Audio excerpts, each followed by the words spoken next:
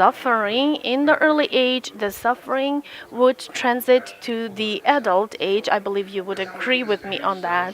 Children are often hostages of the health condition and the difficult living situations their families find themselves in. As of January 2021, 673 boarding institutions were functioning in Ukraine with 90,000 children as residents.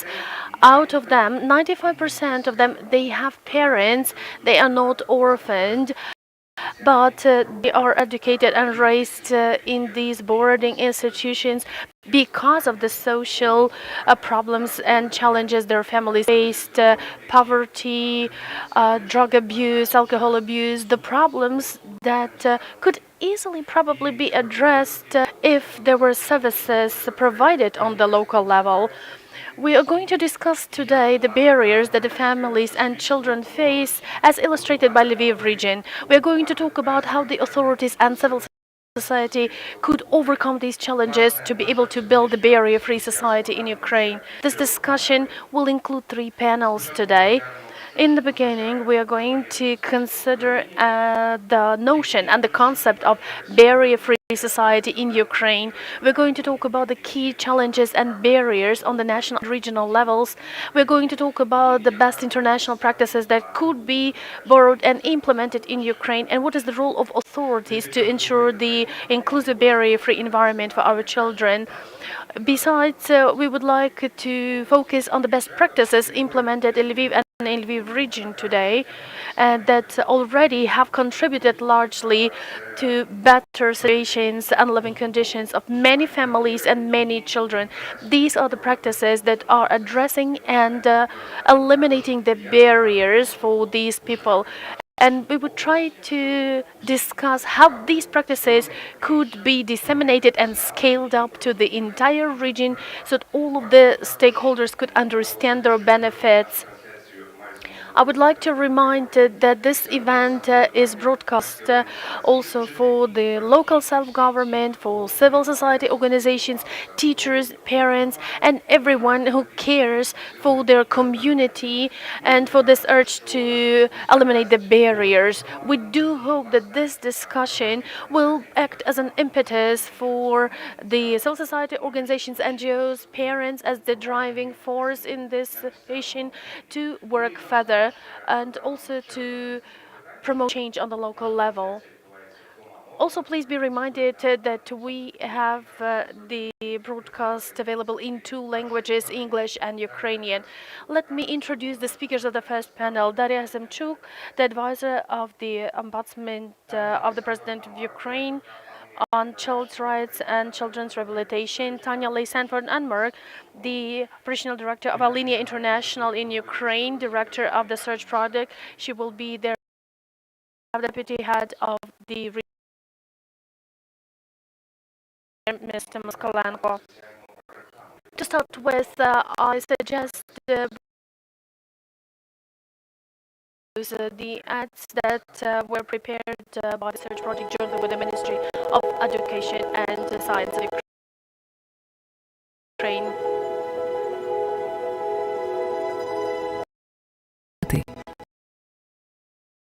Що ти важливий.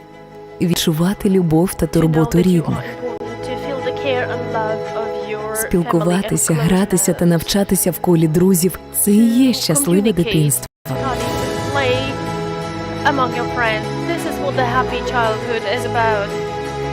Хіба не кожна дитина має так почуватися?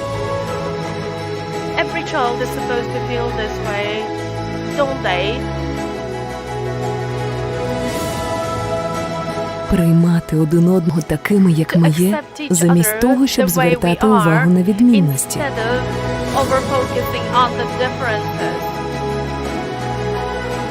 Допомагати один одному розвивати свої сильні сторони.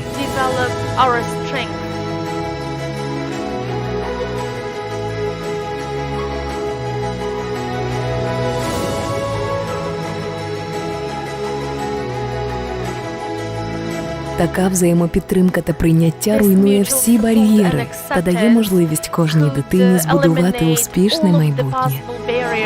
and enables each child to build their happy future. Для дітей суспільство без бар'єрів. Children, there is society barrier-free. This is a very inspiring video about this girl, Alice.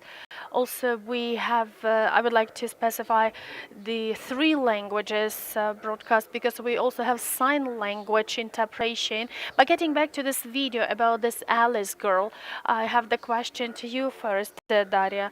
I believe you would agree that we can see from this video that this Alice girl is fully integrated in her social community. She has friends, she develops her talents, and she managed to be so successful in this that she also helps her peers to develop in this kind of sport. So she lives a normal life. But I also need to be fair that I can hardly see any such stories in the media. I can hardly see and find any success stories about children with disabilities outside in the playgrounds, playing with their peers, smiling to the people around in the street, getting this social to you. The children with disabilities, with special educational needs, seem isolated. That's a great question. Well, first of all, good morning, and thank you to the search project team for invitation and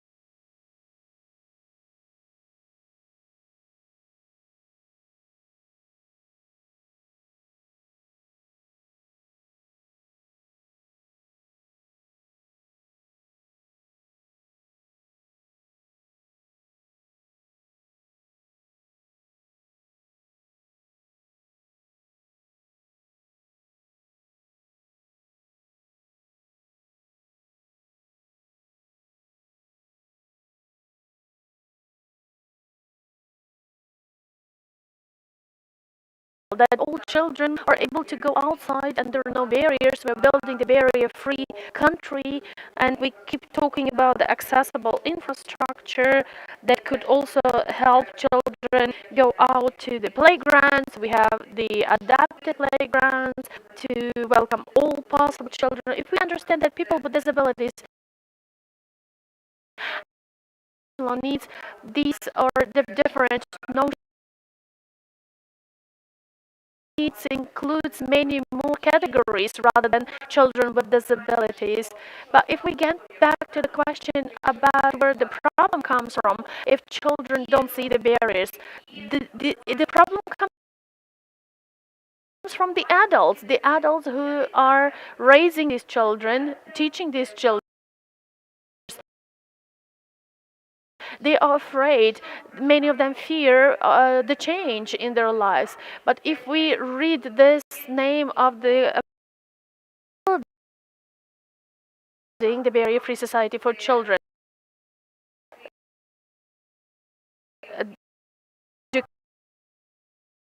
educators, the teachers, the school owners or founders, these are the experts who are supposed to facilitate the learning. I mean, the experts of the Inclusive Rehabilitation Center to it and consolidated. We will have it. So, could you tell us more? What kind of barriers do the adults build? Because we don't have the barrier-free society yet. We have this challenge, this consumption culture, consumerism, when the children with the special educational needs, they believe that some things should come just right away. You want it and you have it, and they are not ready to contribute to build the better educational environment for children, maybe to help the teachers, to give some advice to the teachers about their child, how to help their child better, because parents know their children the best. But very often, not all parents, but very many parents, they are trying to stay alive, criticize. However, every time I take my child to another school, when we change schools, every time I go back to teachers, I talked about the details, about the way and the peculiarities and the special ways my child perceives the information that helped. I understand that you have never finished school understanding that you are going, but I am ready to accept the imperfections of other people. It's normal. I'm doing this for my child. Another important thing is that unfortunately the school principals would sometimes not be willing to do something for change. In the past they built all of the schools with the architecture that was not accessible. That's clear. Very often, the adjustment and the adaptation of the facilities require a lot of efforts and finances. But if there is a wish, there is a way. And very often, the school principals say, we don't have this adaptation, we don't have the adjustments, please go find another school. That's it. But there are other options when the adults, the parents of other children who also go to that school, need to understand that the mentality, the attitude, they are changing. Every person is a personality. And children with disabilities and children with the special educational needs are never going to be the challenge or the barrier for the education of others.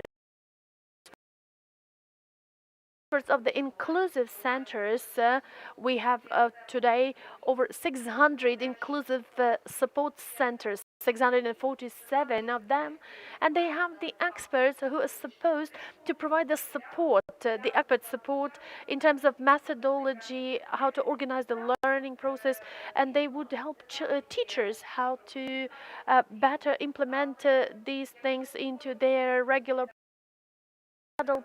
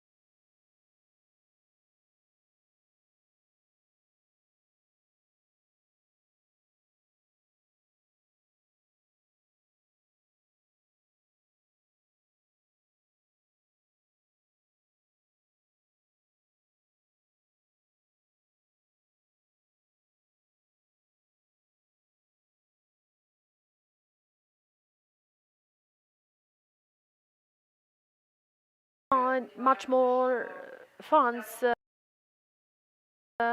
been allocated for that, and we hope that this service during the inclusive education is going to be supported more. Last year we had the 10 million of subvention that was used for these services, but this year the amount is about 70 million.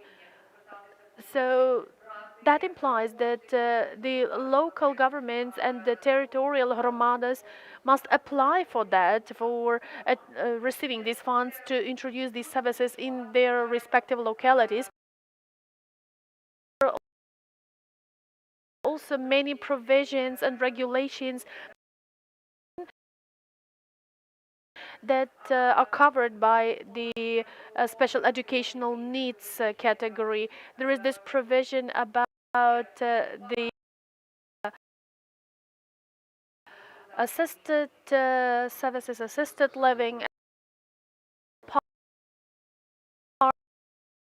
strategy, or is this in addition? These are the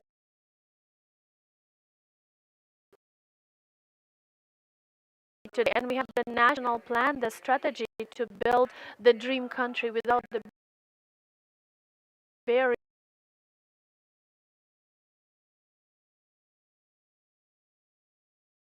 of that.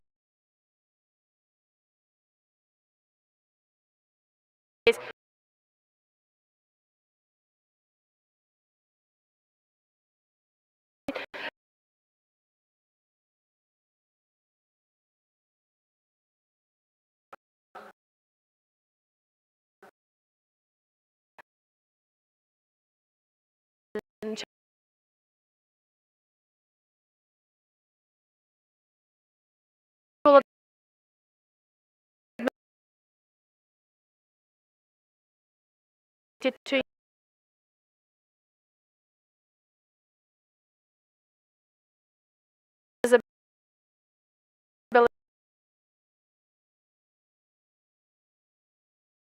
with this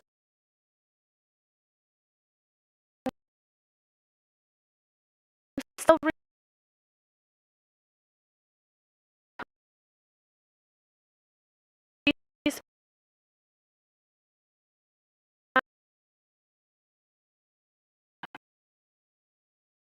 I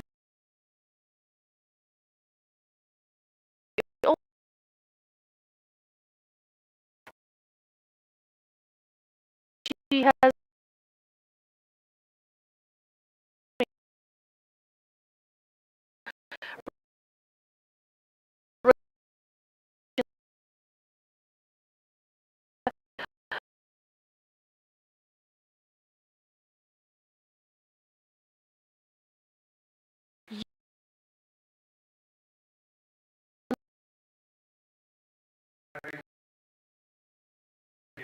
ми раді, що ви змогли.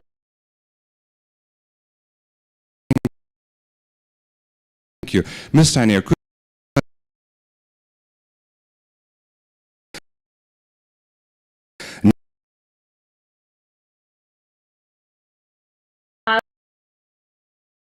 Thanks for the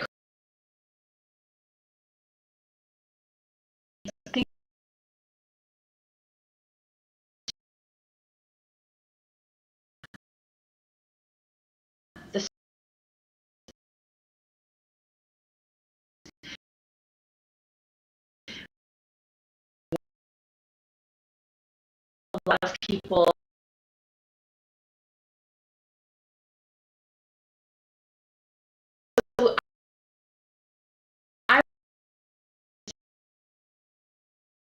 so what is the environment special approaches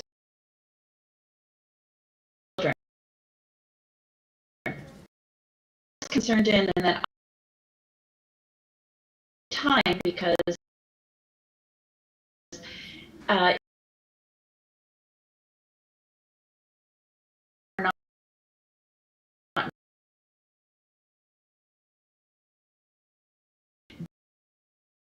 back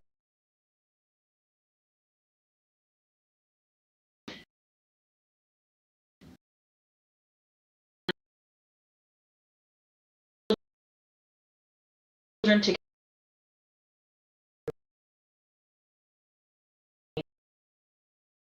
on.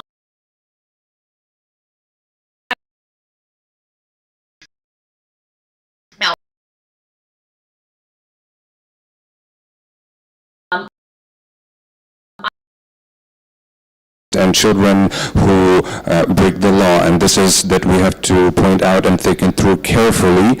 And also you've mentioned another interesting thing about Canada's approach, that the majority of children with special needs are mainstreamed into the regular schools. So here I would like to ask you to add a little bit more information on it.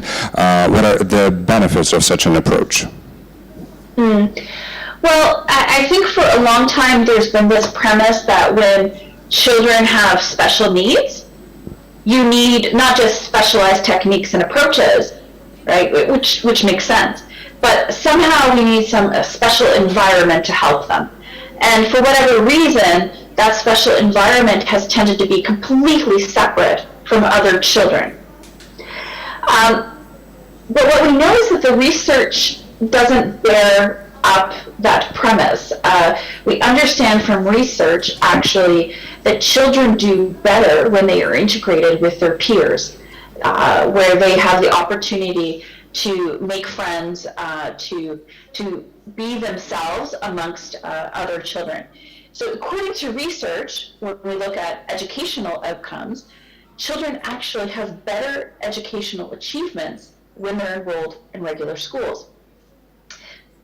In terms of their social development, they do better when they're integrated into regular schools. And I mean, that makes sense, right? We're all human beings, we're social creatures. We want to be part of the bigger community. We want to be the same as others.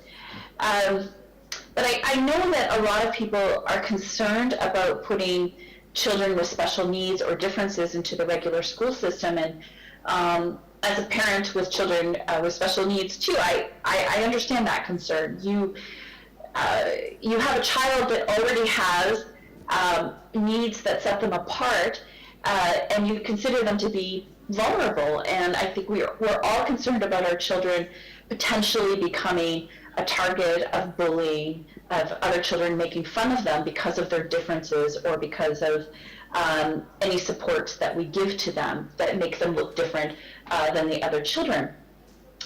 But I think we have to keep our eye on the goal here. The goal for our children that have special needs, have differences, is still to integrate into society. And we hope that they'll be integrated at one point or the other in their lives. And it makes a lot of sense to start that integration early. That's a benefit to the child that has those special needs, but it's also a benefit in terms of how society will accept them later. If you keep people separate with special needs, separate, we don't have the opportunity as a community to understand them, to understand their needs, to see their differences and become used to them. We don't have the opportunity to develop relationships with children with special needs. And we don't have the opportunity to allow understanding, empathy, tolerance to flourish if we keep our children with special needs separate.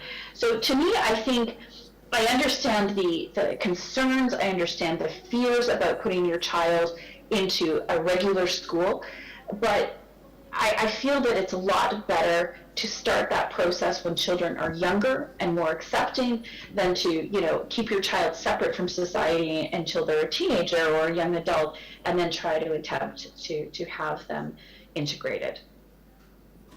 Thank you, Ms. Tawnia. Just to resume, so it means that the society can learn empathy and acceptance only when everyone is integrated into the society. So this is the conclusion that I can understand out of your response. And considering the international experience that you have and considering your knowledge of the pitfalls of the current child welfare system in Ukraine, I would like to ask you about the advice that you could give to the Ukrainian government with regard to achieving the goal of the development of inclusive education and barrier-free society for Ukrainian children? Well, I think first, Oblast, it's important to say that I think that we've made a great deal of progress. And this is a tough issue around the world. I think it's so difficult for a couple of reasons. I think that one of the difficulties is trying to ensure equal access around a country for services. So it's somewhat easier to provide specialized services within an urban area, but when you get into rural areas, that's more difficult. I think that it's also an issue that has traditionally been something that individual parents have to advocate for, and that to me is very problematic. I went through a similar issue in Canada, just trying to find services for my children when they were younger. So I think that all countries in the world struggle with this. I think all municipalities, all provinces struggle with this issue. I know that in Lviv, especially, a lot of progress has been made, especially in Lviv city.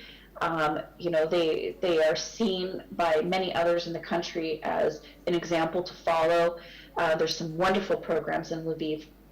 We're working right now to try to, with the Oblast, to try to bring those services out into the Oblast, into rural areas, and that's obviously a huge challenge. So on the local level, this is something that we think needs to happen, to take the great services that we already have in the Oblast Center and try to bring those out to the Oblast. More broadly, when we look at the country, again, there's spots here and there where there's a lot of great things happening. We have legislation that allows access to inclusive education for every child in the country. But again, I think the major thing that needs to happen is we need to make sure that legislation is actually implemented in practice. So we need to be able to work to bring inclusive education services for special needs children throughout the entire country. So that would be the first thing that I say we have to do. And I think that we're on the right track here, but we have to go faster. We have to build this system now. There's children waiting for special needs across the country. There's children that we know will be born with special needs. So we need to build the system for those children that we have now, and to ensure that it's able to handle the numbers of children that will come in the future, because it's not a surprise that we will have children with differences, that we will have children with special needs. This is a growing issue, one that we've recognized, and we need to make sure that we have the resources and to budget correctly to ensure that everybody has access to those services. Second, I would say we need to build a child-centric system. Now, we say a lot about children and how important they are to us, and as parents, I think there's nothing more important to us than our children. But our systems don't always reflect that. I think that we have some aspects of our educational system, our child welfare system, that speaks to some needs of some children at different times in their lives. But I don't think that overall our system speaks to the needs of children all the time. We need to have an approach that focuses on the individual needs of each child, where they are, wherever they are in the country. And that starts with individual assessment of their needs, and then being able to bring them a tailored program to address their needs.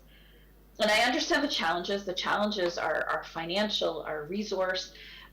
It's difficult to provide that kind of individual support to every child based on their needs, but that is what a child-centric system would look like. So that's the second thing, is a child-centric system. The third thing I would say is that we need to shift our focus from segregation to integration. So again, in terms of having a child-centric system, that's one where you look at each child, you assess their needs, you provide them with the services they need. The approach in Ukraine generally has been, we are going to build a large system of institutions. We put children in the institutions. We deal with them there according to a program. And that is convenient. That is probably financially efficient in some ways. But it's not what is in the best interest of children because they are segregated from their peers at the very least, and sometimes their families if they live in residence. So I think that there needs to be a conscious decision because let's be clear, when you decide to build a system of institutions, that is a decision in terms of your approach. You've decided that this is the way we should be handling children with special needs or other things going on in their lives, whether their parents cannot take care of them, etc. We have decided that this is the way we should handle those children.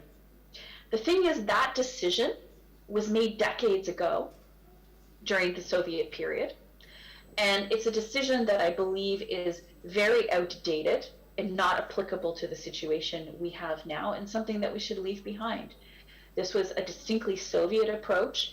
I don't think that it really aligns with where Ukraine is now and that Ukraine would be better poised to undertake international standards and look at integration of those children rather than segregation into institutions.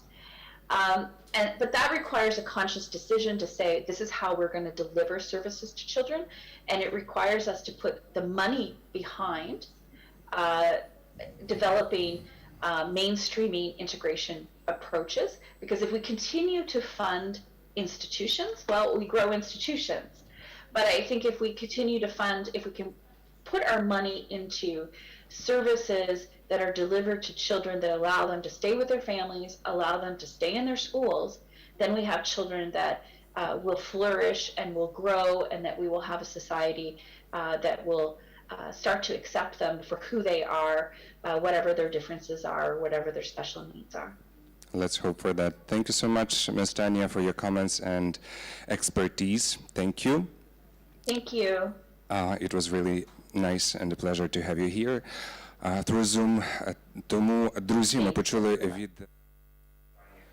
Dear friends, we now have just heard the praise for the city of Lviv as one of the drivers and engines in introducing the services for children with the special educational needs and for families in the unfavorable conditions.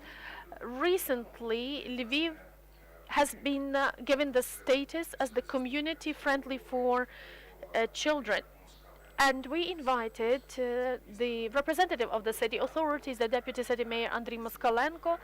Good morning and congratulations on receiving this renowned international status. So tell us more. What services are accessible and available in the city? And please tell us more about the plans, about the services you would like to implement in the future. Good morning. Thank you for inviting me here. I'm sorry, I will have to leave earlier because I will have to report at the council about the budgeting for next year.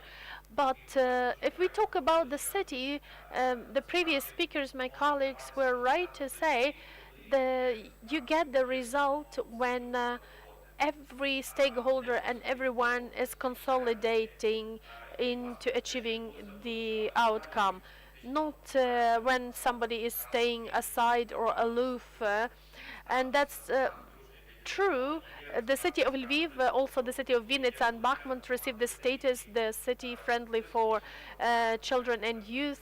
When there are many people who used to work in the civil society, now they work in the government, and people from the authorities also shifted to civil society. They contributed a lot, and of course this is the effort of many people. And I can see my colleagues here from the Dzherelo center here. They could tell you more. I believe this is the unique, unprecedented model. But I would like to highlight some of the following aspects. I'm not going to talk specifically about the needs that we have for infrastructure improvement, etc. I would like to talk in terms of approaches. Several years ago, when we planned the public spaces, we decided to experiment, and when we planned like the huge public space with the several grounds, and some part of this site needed to be allocated for children. Our colleagues said, well, usually the adults design it. Let's give this opportunity to children. We give them like these little cubes, and the children tried to build and design that space. And they did it for them to match their needs. And as a result, we had something crucially different from what the adults did. The adults design it and draw it the way they find it more convenient. And therefore, we see the standard playgrounds around. In Lviv today, we have several playgrounds already designed with the help of children. This is the participatory approach, and we have various workshops to do that. But we would like to scale this up. Of course, we need to have the precedents where we are making the sculptures for people with visual impairments, and they can understand how the opera house looks like, how some of the key monuments look like. It's not an easy track to take, but this is the correct way. We created a separate institution, Institute of Spatial Development, and they are designing public spaces. Also, we introduced the architectural competitions to select the best solution to be included into the urban environment. This was the way we built this memorial to the heroes of the Heavenly Hundred, and these were the young designers and architects who contributed, and the project is still going to have another phase. I could also talk about, the traffic lights with the special signals for people with the hearing impairments, etc. All of these are important, of course, but since we are pressed for time, because now when we are sitting here, some people over there are designing new streets, are designing new facilities, but we find it very important to ensure that everyone has the proper and correct objective in the beginning. It's not that you come and consider their project or solution and then you tell them what to change. They need to have the right objectives in the beginning. For example, when you come there and you build the roads, we are not building the roads. We are building the streets. It's the sidewalk, it's the accessibility, is, for example, a young mom with the baby stroller should have it convenient to walk, etc. I mean, we are considering many aspects and focusing on many aspects that are part of sustainable development. Also, as of today in Lviv, we don't have the city-based residence schools, special schools, but we have a focus on a different format. These are the child's home of family type. I actually never support the creation of ghetto for anyone. I'm sorry for this word, but I used it deliberately because our task would be like to include everyone to the best way possible. A week ago, we had the debate, a presentation at the finale of the competition to be and have the status of the cultural capital of Europe. So we don't want it to have like here you have the part for people with visual impairments, there you have the part with people with other needs, etc., etc. It's not like that. We actually posit that we should have our public space open to everyone. Usually we have it in the traditions in Galicia here in the past. Whenever something happened in the family members would always take the child to have the social development. So all community members should co-create the community. The undivided society, right? What Daria said. Unsegregated society, as Tawnia said. At the same time, we would often hear from the local self-government I'm not talking about Lviv specifically, but we would offer here the development of social services is actually not pertinent today, because there are more pertinent issues, like we need to build the roads, the hospitals, the kindergartens, the school buildings, and the social services would go last. In Lviv, you have over 700,000 citizens, right? That means there are many needs. My question is, how do you manage to prioritize the development of social services among the area of other needs? Well, in the city council, we have people who are underscoring these points, and they are focusing on these aspects every day. Whatever is happening in the city is not the effort of the local authorities only. Is this about this Institute of Spatial Development? Is this the solution? Well, no, it's just part of the solution. But we have many cases. Why did I mention them? They are not directly related. They are related to the establishment of the spaces that shall be adaptable for each and every one. And they should take into account, by definition, when I was talking about the difference between the road and the street, it's illustrating the approach. It's a different approach. When we're talking about the differences between this residence board school, special school, and the family type foster family, this is the difference. Now we are developing this activity for the vet schools, where you could additionally acquire these occupations. We are developing this. The task of the city is to create the framework for that, to find the funding for the key projects and create the proper environment. And then if people want to be included there, they could do that. I need to add here, when we talk about the social services, we're talking about the certain list of services that we already have and that we would like to have, like transportation of children and generally the transportation, the service of the temporarily daycare, for the temporary grace time or rest time for parents, early intervention service. Of course, we could praise and commend the city of Lviv in terms of the early intervention services that are available here, because in Lviv city alone, not in the region, we have this service represented and provided on a large scale. We hope that the progress will continue and it will not slow down, and other services will continue as well, because there is a demand for that. Thank you, Daria. Thank you, Andriy, for sharing your experience. Please go back to your budgeting issues, and we will continue.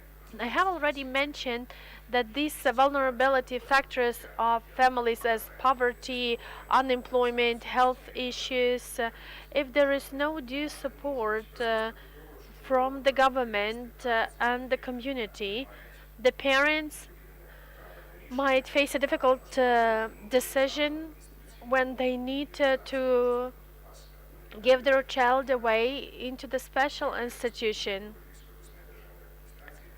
Now I have this question to the deputy head of the state administration, who are also taking care of these institutions, specialized institutions. Well, we have 25 such institutions as of today, and it's a lot, to be frank. I might be not so specific or precise about the number. What is the number of children staying in these residence special institutions? It's over 5,200 children currently staying there. But we need to understand that the institutions that are coordinated by the Department of Education, because these are educational establishments, and they are treated this way, this is their status. So there is this complication, this is where it comes from, when the representatives from education do not have the keen interest to change and transform the educational establishment they got accustomed to. And here I can frankly tell you that there are certain difficulties. This interagency interaction, interagency communication is not happening. It's rather the confrontation rather than interaction. But at the same time, the other colleagues are mentioning the important concerns.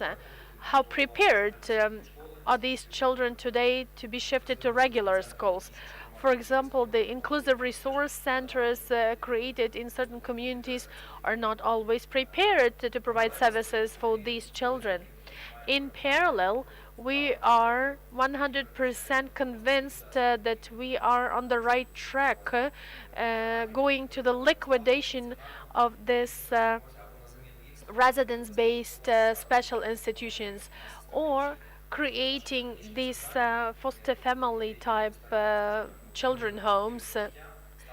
This is the project that we are implementing gradually. This year, we established 3 such centers, this children home of family type, because this is something that enables children to stay in the family environment.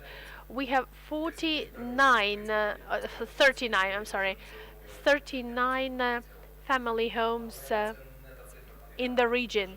But this is not the number that we are satisfied with. It doesn't meet all of the needs.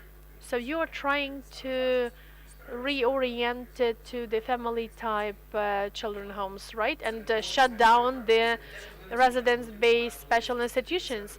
Well, the family type could accept children, and they could provide family type education when there are up to 10 children.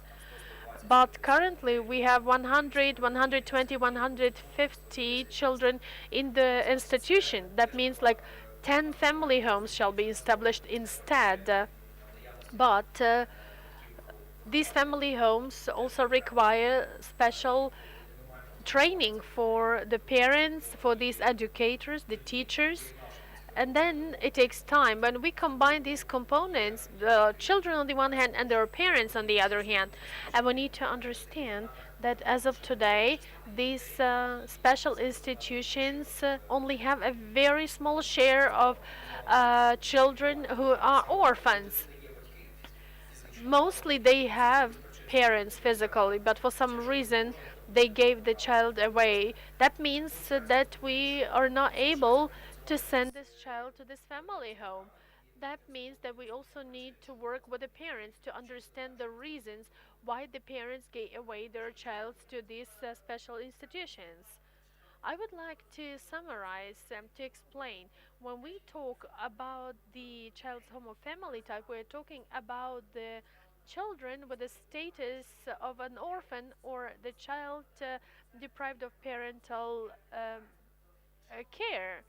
But if we talk about the institutional care, this is the establishment where children may live, and they live, and that also covers the children with the orphan status, and children with the special educational needs that might go to the inclusive education format in their local communities with their parents, or they could stay in the institution and the special school. So when we talk about the special needs education, I personally believe it must be available for certain categories of children for which we still don't understand how to provide the regular schools and inclusive um, formats. For example, the sign language children, we don't understand how to provide inclusive education for them in regular schools. Of course, the special schools should develop, should progress, but at the same time, we need to understand that in addition to education, there is another important prioritized element for children. It's raising, it's their upbringing, and the family care, family upbringing will never ever be replaced by any institution, even the best institution with the best equipment. They will never be able to replace the family. So we should be thinking in the direction that the inclusive education might be the step towards the situation that when a child who is able to get the regular education in an inclusive class should be provided with that opportunity. Therefore, it's important that the educators understand that this is the way to help a child.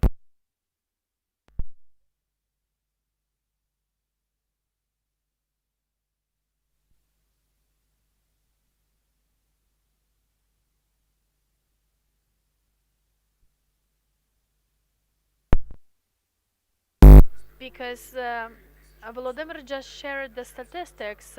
When 5,200 children are staying in the institutions, and there's only 130 of them who have the status of orphans. That means about 5,000 children.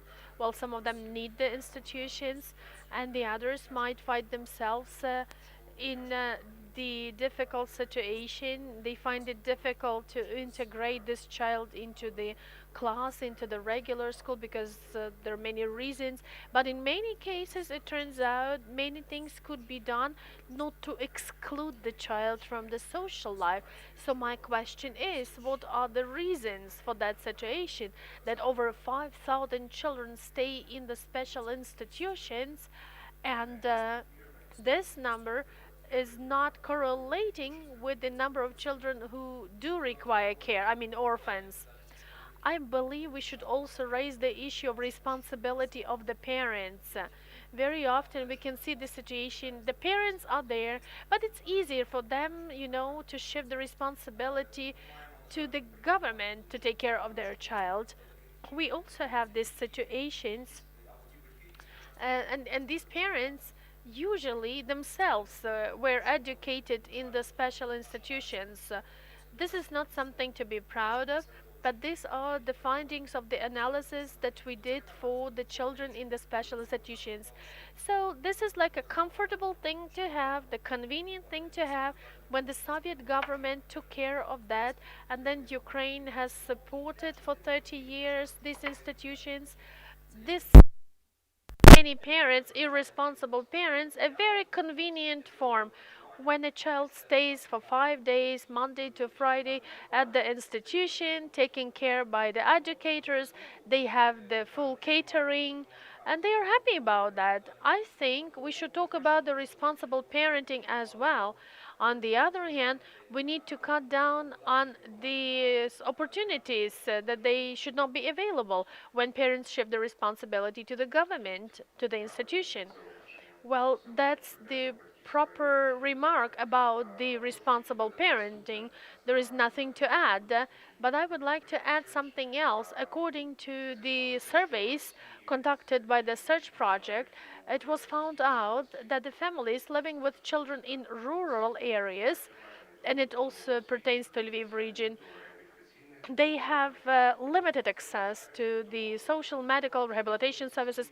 That means that in order to get these services, these families need to travel to the region center or to the district center. For some families who might not be so financially successful, they don't have the vehicles, or the child might be difficult to transport, and they live at long distances. That might be the reasons for them to make this decision to give the child away to the special institution residence based. So my question is for you, how do the regional authorities address this issue? Are you helping the territorial hromadas locally to introduce these services? Well, what the state administration is doing, it's about the enforcement of the government policy.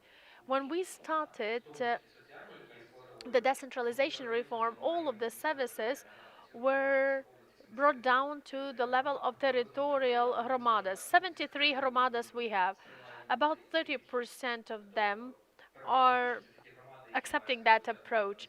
Mostly they have low budgets, and they claim that we lack funding to provide these services in the community, and the state regional administration is providing the subventions for that. We can allocate several types of subsidies to open the relevant centers in the local communities. Currently, for example, we have the project implemented to create institutions oriented at domestic violence victims. So we are now building or reconstructing such 3 centers. This is covered by the government subvention. Last year we had one pilot project with a grant funding support. So this is the approach that can easily showcase to the community. It's not only your local issue, the government also supports you. But then we gradually transfer this for maintenance by the local community. The year 2021 is a peculiar and interesting year in the transformation of approach to providing social services. In the previous years, when the decentralization reform started, we started reforming the education in the country. Then in 2019 and in 2020, we focused on changing the system of healthcare services. Social services lagged behind. Now, in 2021, we are trying to teach the communities about the different format of rendering these services.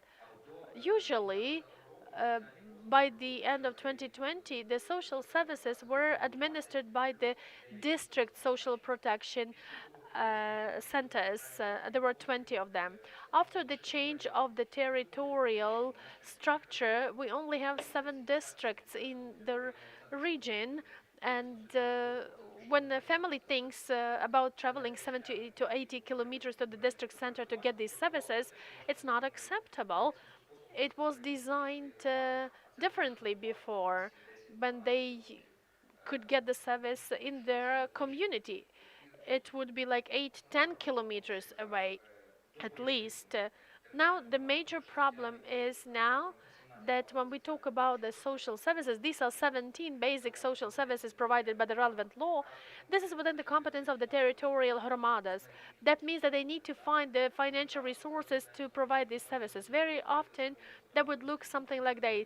They try to establish the institution to render all of the 17 services. But we are promoting the intermunicipal cooperation. Like one municipality would create this institution with one service, and they could cover the 5 neighboring localities, for example, the old people's homes. And the same could work with the children related services. So the key issue would be to explain additionally to the local communities about this need.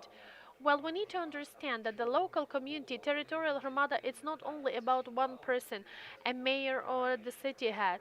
They need to be able to have it passed on the level of the council, of the people's deputies. They are deciding whether to allocate the budget funding or support or not.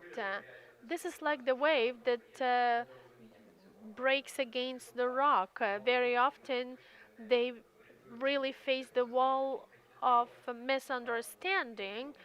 This process is difficult to manage, but it's still feasible. Now you highlighted the year 2021 as the year focusing for social services development.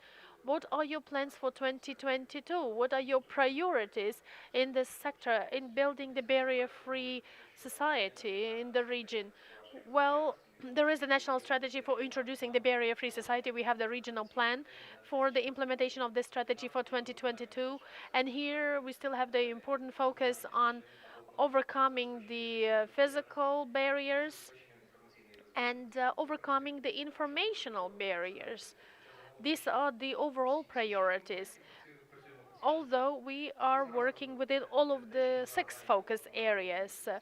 Now in December we are integrating the measures related to barrier-free implementation into all levels, and we are integrating all of the relevant departments and authorities like the youth and sports and others, because they are in charge of dozens of the smallest centers within their areas of activities. Usually, there are questions to them about the barriers that are still available. Thank you, dear colleagues. Thank you, Daria, and thank you to the representative of the state administration. And now it's time to shift to the second panel. Very often, children are given away to these special institutions because there is no relevant support from the government, certain package of services. They may face issues with funding, with the health conditions, etc. As of today, 39 special residence-based institutions are functioning in the region with over 5,000 children staying there, with 43% of these children staying there full-time. Today, the inclusive education is the alternative to special institutions and to the homeschooling.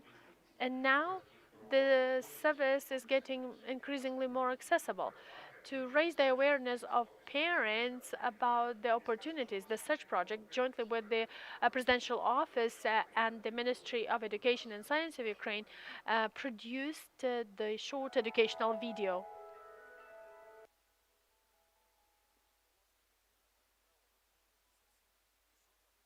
Every child has a right to be raised in a family. No children should be isolated from society. At the same time, thousands of children with special educational needs have no access to regular schools or they are homeschooled. Mom, I also want to go to school. Today, the inclusive education allows children to stay in the family and also learn about the world along with their peers. Over 25,000 children are now studying in the inclusive classes next to their home with all of the relevant opportunities created for the special needs of these children. Learn more about the inclusive education in the closest school in your area of residence. Every child has the right for inclusive education.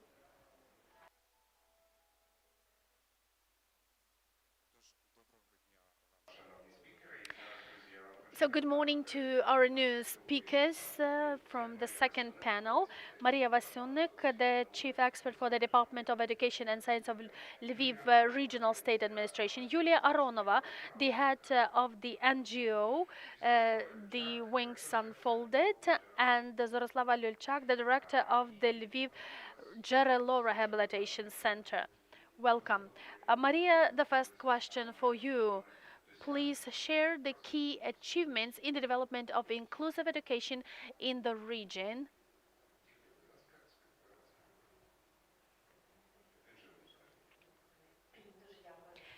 Thank you for this question. That's the great question. It's a brief question, but the answer is going to be a bit longer.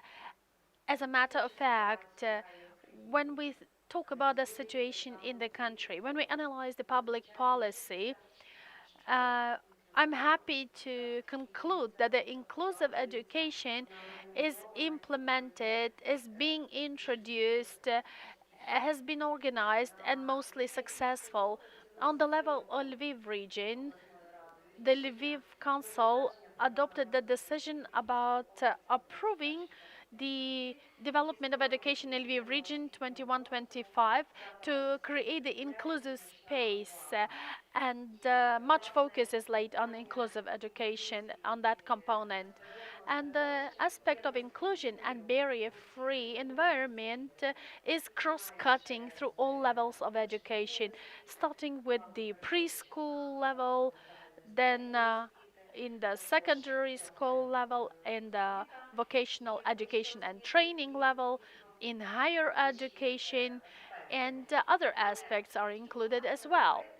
However, I would like to mention one important fact.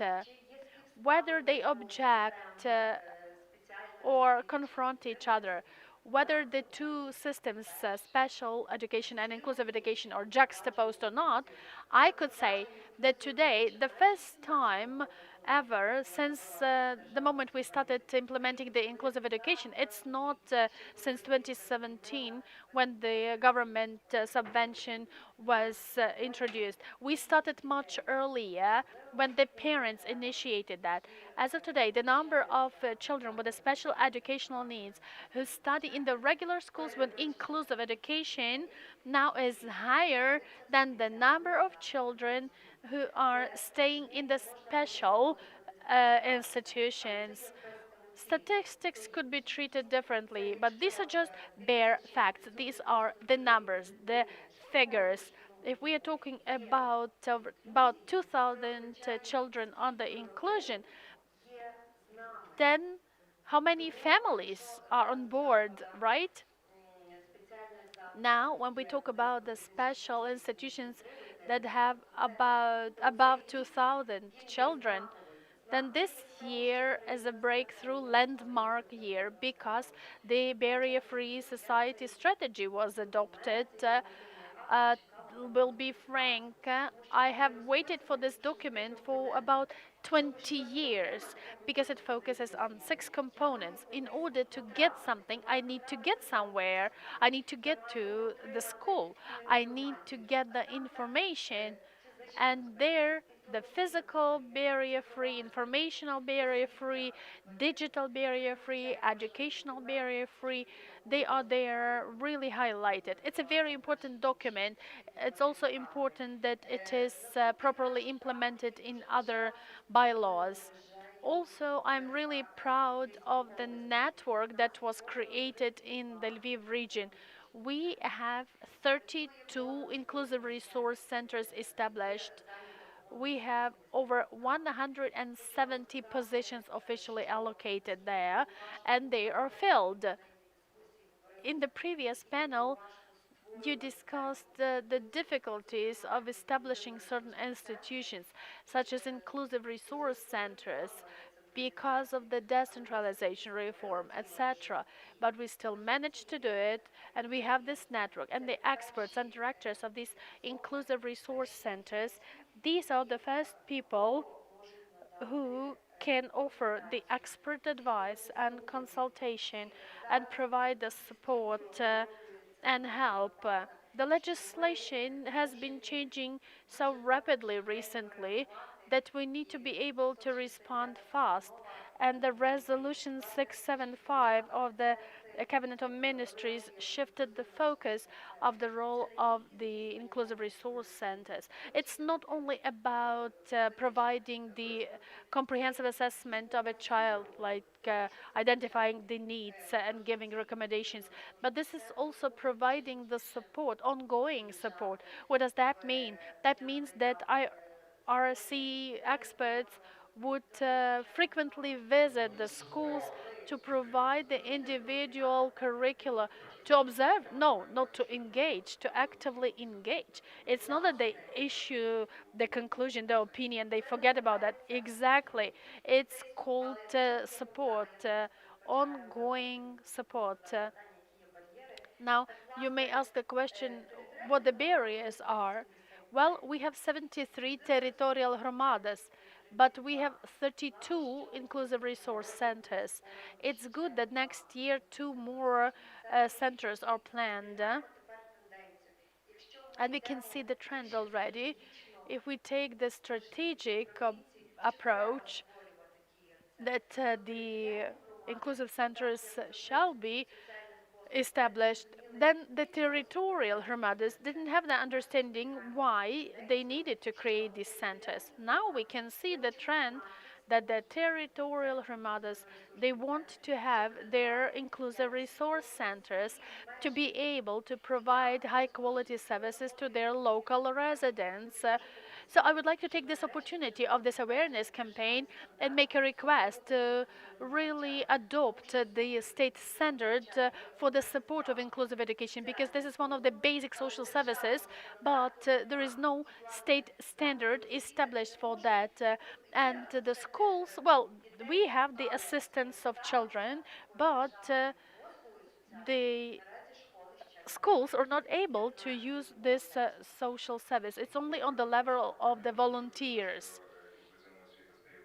All right, this is the request that we voiced. We just heard that inclusive education is getting more popular in Lviv region and the local communities want to develop their inclusive resource centers.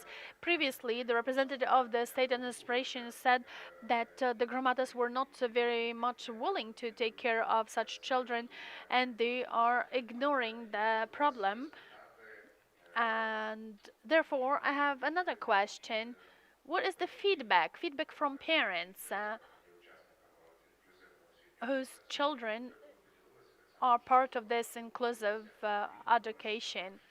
And I really would like to to know more about the feedback of the teachers engaged in this inclusive education. Talking about the timeline, when we started organizing the inclusive education, well, I wish you could hear that. Because, usually the things that are unknown are usually not very welcome. Teachers had fears. They were afraid. Now they don't have the fear. Now we have this wave that we run many webinars, a lot of awareness, upskilling courses, and the competences for inclusive teaching for teachers are also very useful for them. Initially, the feedback was not very positive, but those of them who managed to really engage with the inclusive process of supporting the children with the special educational needs, these teachers, they have also improved professionally. As to parents, well, uh, whenever somebody contacts the department, they would rarely call to praise something, they call to complain. But the legislation of inclusive education has been very well written. I usually quote Article 20 in the law of Ukraine on education, which says, in case a parent requests to the school to accept their child for inclusive education, they must accept their child. But the parents, the teachers, the managers are participants of the education process and also usually ask the school administration and I teach the parents, remember this must. It doesn't mean that it's only the must for the school. You must warn in advance the school that you're planning to have this inclusive education, and then another obligation of the school administration is to enroll this child. Sometimes we get the feedback that you have to, you are obliged. That's not true. This is the reciprocal process. Thank you for mentioning this updated law. It's important that the schools now cannot reject the child and cannot reject this request to create the inclusive class. But parents very often are in a situation when the schools reject them, and I can hear of that a lot. So what do we do until the law is fully enforced? What is the logistics of notifications? What is the logistics of warnings? Where do parents go? It's a very easy algorithm. When the parents request from the school, they could be rejected orally. We don't have the conditions in place. What do? We need to write the written request, and according to the law on the requests of citizens, we are supposed to get the answer within 30 days. I have never ever seen a school principal or the kindergarten director who would write the written reply rejecting and I mean quoting their administrative offense if they reject. Because if we have the situation, we should have the compromise.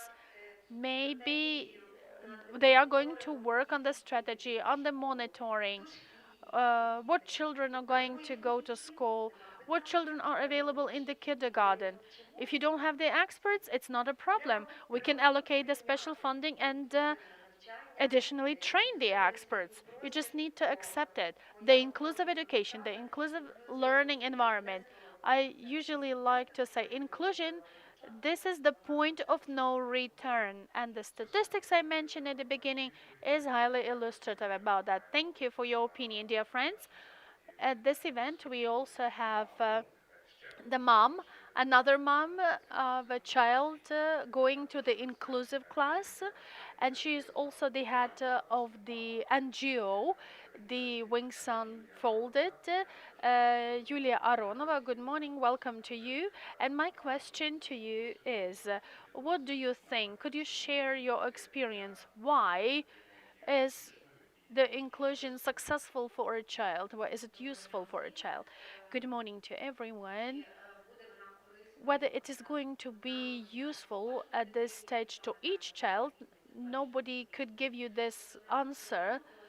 I could share my experience. We have successful inclusion in our case. And there are many components to that, and there are many elements. I do support what Maria just said, that there is the shared responsibility. It is highly important. It's important that all of the actors in this situation understand that. I believe the precondition, the first precondition for the successful inclusive education is access to this inclusive education. Yes, indeed, Lviv has launched the inclusion long before when inclusion went viral around the country.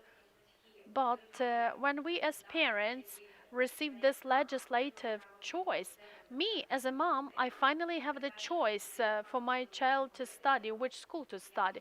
This is the first step. There is access, and I am able to make the choice. I mean, the parents. The next important precondition for successful inclusion is the collective, the partner-based work of parents, teachers, school administrators, and inclusive resource centers. We have the super great inclusive resource centers with the great experts, that's true. And I know no story when the school asked for support from the inclusive resource center and they rejected. This has never happened. When we launched the inclusion, our school had many fears, but actually we developed a very good team. We asked for help. When we started, we didn't have the inclusive resource centers. We had these psychiatric commissions, but it was not very common at that point when we started, but we started together and we built that. So there is an important component to that. It's about training of teachers. Training of teachers, this is what we started with. Upskilling of teachers. I'm just trying to remember, it was like 5 years ago. We had a project as an NGO, and we ran a survey of teachers about their attitude to inclusive education. Most of them said they supported, but they were mentioning that we lack competence, that we don't know what to do. We don't mind, but we don't know what to do. And I know that the Department of Education is running the upskilling, and the City Department of Education are running the upskilling. If there is a will, there is a way. There are many online courses available. This component is also important. But now we should also speak of a situation when we have to move on in inclusive education. We have the inclusive education already well established in preschool and in the secondary school level. Now we are approaching the time and situation when we need to introduce the inclusive education in vet education, because children are growing, getting older. So what's the point of all of these efforts in preschool and in secondary school when a young person ends up at home because there is no way further? So it's important to talk about it. It's very good that you highlighted that and emphasized that. And also, I would like to remind to all of the people attending that you are the head of the Parents NGO. And please tell us more. What is your role in supporting the families who are raising children with special needs and children with disabilities? Yes, this is the NGO, the Wings Unfolded. It's functioning for 10 years. It was established at the Dzherelo Center. It was the name then, the Parents of Dzherelo, and it was established to make their voices heard. This is the goal of NGOs, right, of civil society. And then the more experienced parents are supporting the young and new parents via telephone, meetings, we share experience. When I needed that support, I badly needed it, I got it, and now I'm giving back to the new parents. The next thing is about education and raising awareness. We are trying to share this message, how we want our children to be described. This is awareness raising, and this awareness raising contributes to the tolerant and decent attitude to children with the disabilities and differences. So we are just building and this discourse, this narration about the otherness and differences in the society. Also, we are supporting the inclusive education. We have been doing this for 6 years already, jointly and in cooperation with the city, with the administration of the region, and we are the partners here, and it's a good showcase for the entire country. We do have the challenges and we do have the bottlenecks, but we also can boast of many success stories. So in the first place, we are supporting the parents. This is number one. We are supporting each other. But we also set the objective that we should contribute to change in society. In every country, all of the change came from the parents. We are highly motivated. We need to develop the vet education. There should be something to replace these special institutions. We need to create like the assisted living homes, assisted living apartments. Each of the parent is afraid of thinking of the future. What happens to my child when I am not longer there? When a child needs to get the care. And you can ask parents of children with disability, what is their major fear? This is the major fear. They don't want their children to end up in this mental hospital, which is happening now. So we really want to go for the assisted living formats. And here we can back to the local communities who are not so much willing to create the services locally. They don't have the resources, they don't have the expertise, etc. But here it brings us back to cooperation. This is the precondition for success in education and for success in rendering services locally. And here, the Hromadas should work together with the regional authorities and city authorities. There is the support from the central budget, and all of these resources are available to create the best practices. Lviv has always been very good at developing best practices, and I suggest we continue and pursue that. That's very good that you are focusing on this activity and explaining the parents association work. We talked to Daria Herasymchuk, who is the ombudsman of the president of the right of the child, and she mentioned this not very active position of the parents, which is contributing to the barriers of society. Parents tend to think somebody needs to do something for my child, do something, give me the experts, give me the institution, whatever. And you are a very good example of the case when parents are taking the responsibility into their own hands and becoming the voice of the change themselves. You yourselves are doing that. So I'm trying to summarize your words, and you could probably summarize my input and give your advice to other cities, to parents. Here, when Daria was saying that, I had this feedback, and it's good that you reminded of that. Yes, of course, there is this neutral and passive position of parents. My position is there are no bad parents. There are parents who didn't have a chance to get the support in time. And it's even most relevant in case of children with disabilities.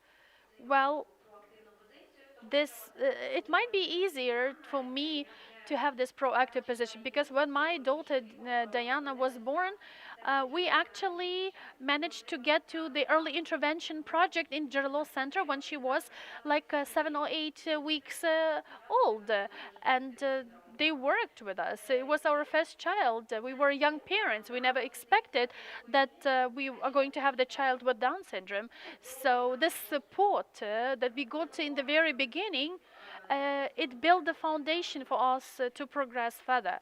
When we talk about parents who live in the rural areas, for example, they have no support.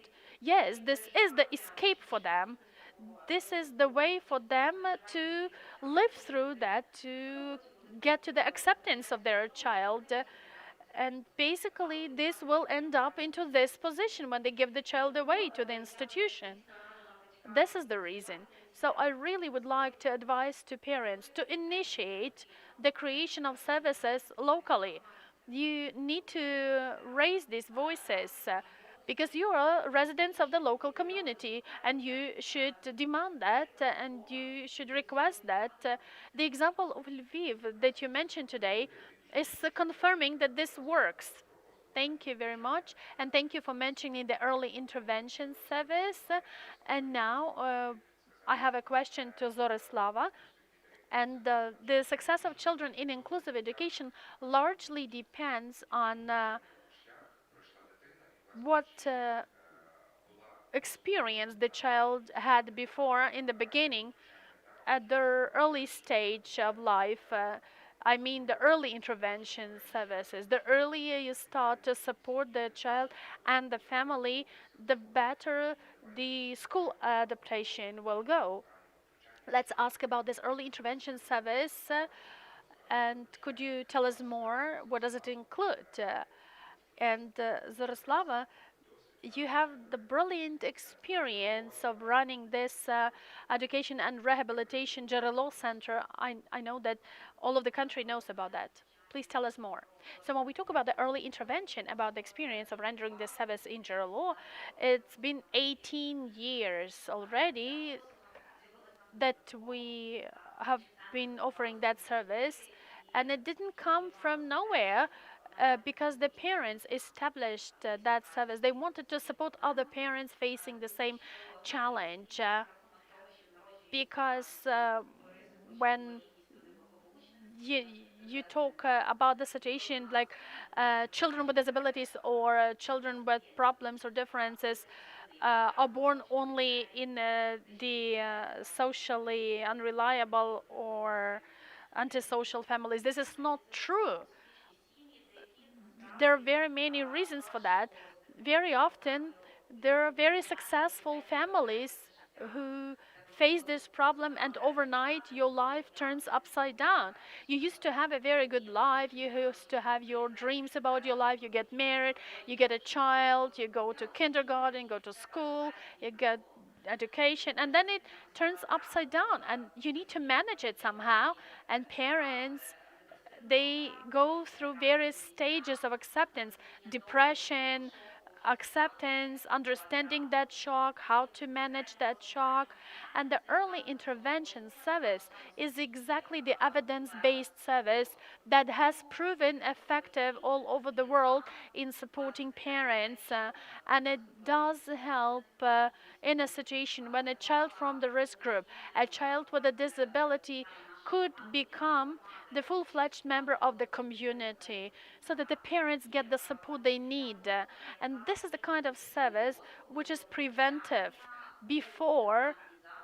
This is preventing a child from getting into the special residence-based institutions. Talking about the Dzherelo Center, we have the many years of experience of rendering these services, and therefore, what is the point of that service? It's offering the support to the entire family.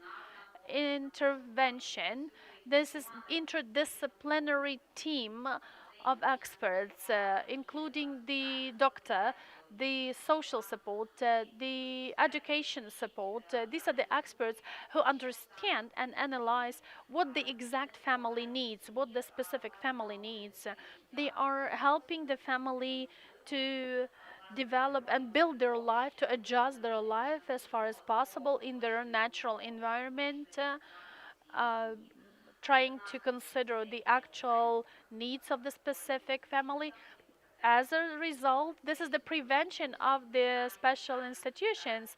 This is the precondition for inclusion. This is the support to the family with children up to 4 years of age. This implies the so-called transition from early intervention to inclusion in schools. I know that the Dzherelo Center used to focus on children with disabilities and with the comprehensive health issues since the first days of life, and then you expanded to adult persons.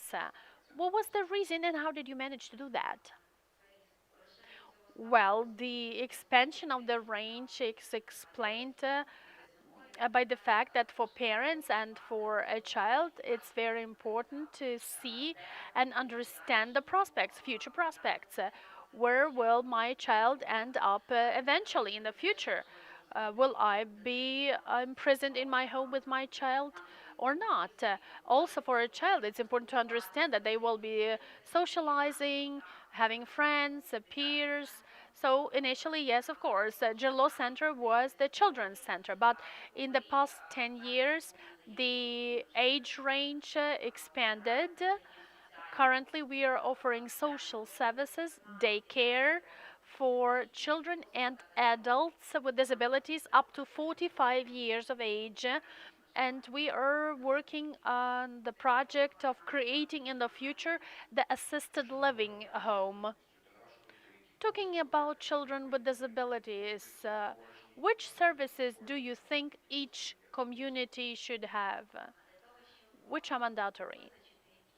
In order to identify the services that must be in the local community, the relevant assessment must be conducted about who lives in the specific locality and what their needs are. It's important that parents, as Yiulia just said, have the choice to understand where to move, where to go. If you have inclusion, it's good.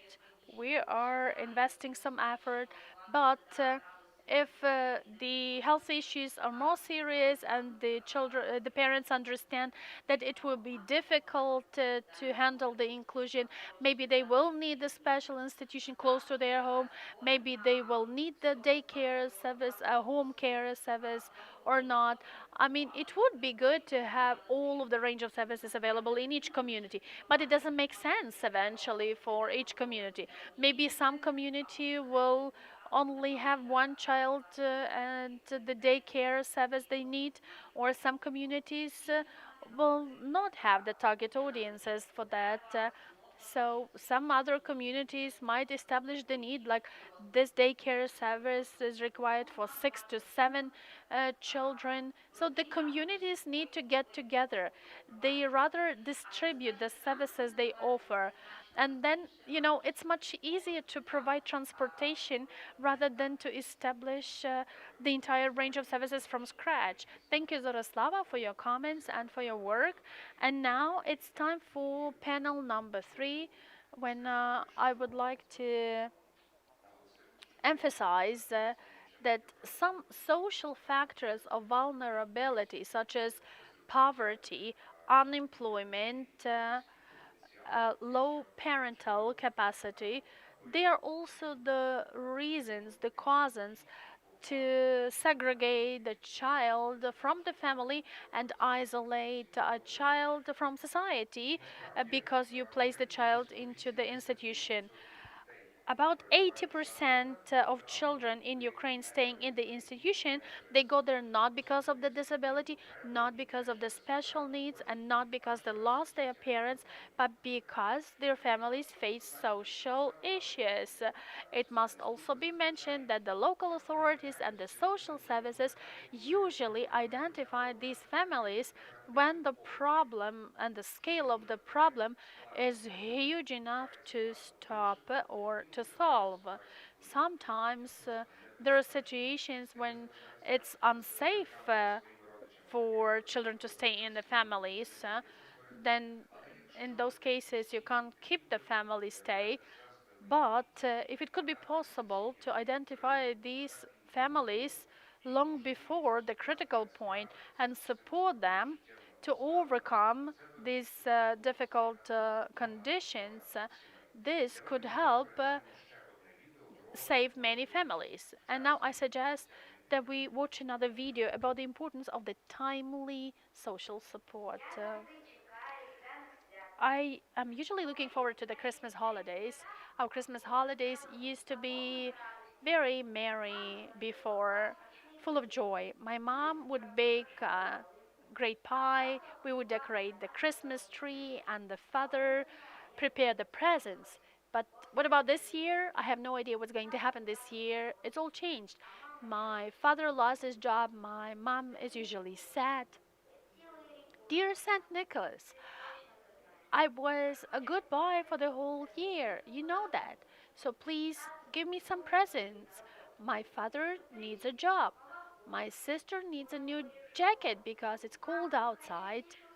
I want my mom to smile more often and never cry.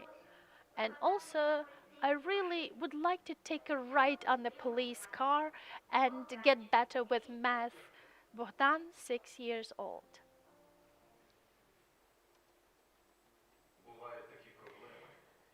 There may be problems that can hardly be addressed even by the St. Nicholas. Unemployment, financial burden, and conflicts in the family. Anyone could get to the crisis situation, and it affects children, not only adults. Fortunately, there are services that are ready to help the families and the children who find themselves in the difficult situation. The expert for social work would make the needs assessment for such families and organize the support team to provide the assistance which is needed in this case.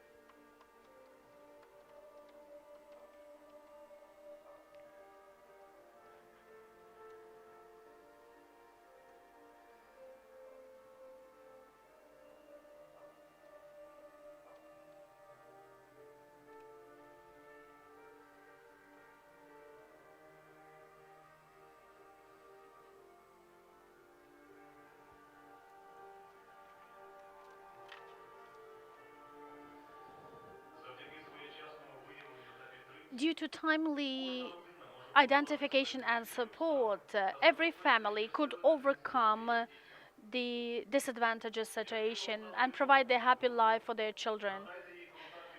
If you know about any such family, give them the contacts of the local social protection authority or notify the local social protection authority in time. The timely intervention and support would prevent the calamity.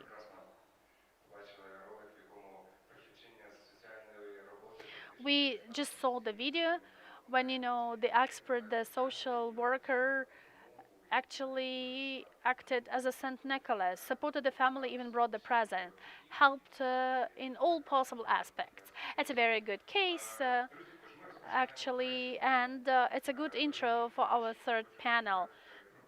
Dear viewers, I need to warn you that we have some technicalities.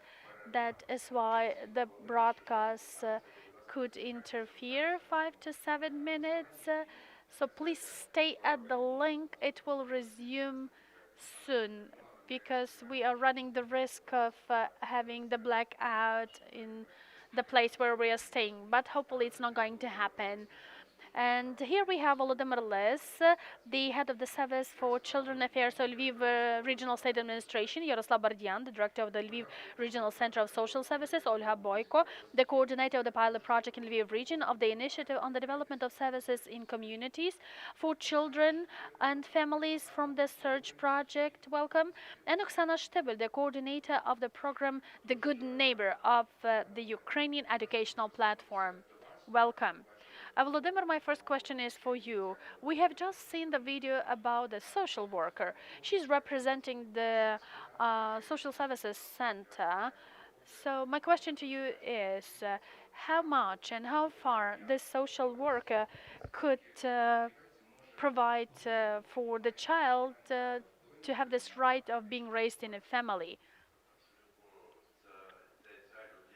This is actually the person who works locally as the eyes of all of the social change happening, especially in the context of decentralization, trying to collect the information and transfer it to the relevant authorities who could impact the situation. She is the coordinator, or he is the coordinator of the social work on the grounds. This recent year was a difficult year in Ukraine because the districts, the rayons, were liquidated. They established some territorial hromadas, and they have very different structures.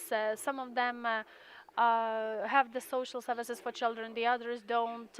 Also, the coronavirus aggravated it all. So we need to take this into account because the people who used to work in that system before, they still manage to establish the continuous, uninterrupted support of social protection to families.